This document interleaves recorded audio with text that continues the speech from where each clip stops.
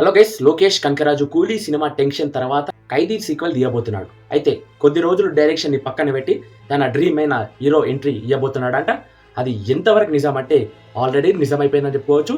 కింద like button వేసుకొని channel subscribe చేసుకొని వీడియోలోకి ఎంటర్ అయిపోదాం. 2 ఏళ్ల సంది చాలా కష్టపడ్డ కూలీ సినిమా ఎట్టకెళ్ళగా థియేటర్లో వచ్చింది. ఆ తర్వాత ఎప్పుడో చెప్పినట్టు ఖైదీ సీక్వెల్కి వెళ్తాడు డైరెక్టర్. అయితే లోకేష్ కనకరాజు మెగాఫోన్ని కాస్త కొన్ని రోజులు పక్కకు పెట్టబోతున్నాడు. డైరెక్షన్లో సక్సెస్ అయిన లోకేష్ కనకరాజు హీరో ఎంట్రీ ఇవ్వబోతున్నాడంట.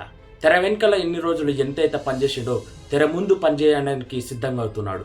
తన డ్రీమ్ అయిన హీరోగా ఎంట్రీ ఇవ్వబోతున్నాడంట. ఇక డైరెక్టర్ వచ్చేసి అరుణ్ మత్తేశ్వరన్ ఇక ఆ బంగారమైన ఛాన్స్ కొట్టేసిండని చెప్పుకోవచ్చు. ఇక లోకేష్ కనకరాజు కొన్ని రోజులు మెగాఫోన్ని పక్కకు పెట్టే అవకాశం వచ్చేసిందని చెప్పుకోవచ్చు. అదేవిధంగా లోకేష్ కనకరాజు తన డ్రీమ్ అయిన హీరోగానికే ఇక సిద్ధమవుతున్నాడని చెప్పుకోవచ్చు. ఇక లోకేష్ కనకరాజు డైరెక్షన్ని పక్కకు పెట్టబోతున్నాడా, హీరోగా సెట్ అవుతే అనేది ఒకసారి కామెంట్ చేస్తూ ఇదివరకే శృతి హాసన్తో ఒక సాంగ్లో నటించాడని చెప్పుకోవచ్చు లోకేష్ కనకరాజు.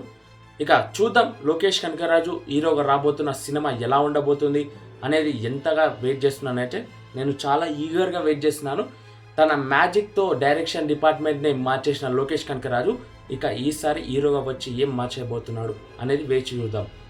ఇక ఓవరాల్గా లోకేష్ కనకరాజు ఖైదీ సీక్వెల్ని కొన్ని రోజులు పక్కకు పెట్టబోతున్నాడు అని చెప్పుకోవచ్చు.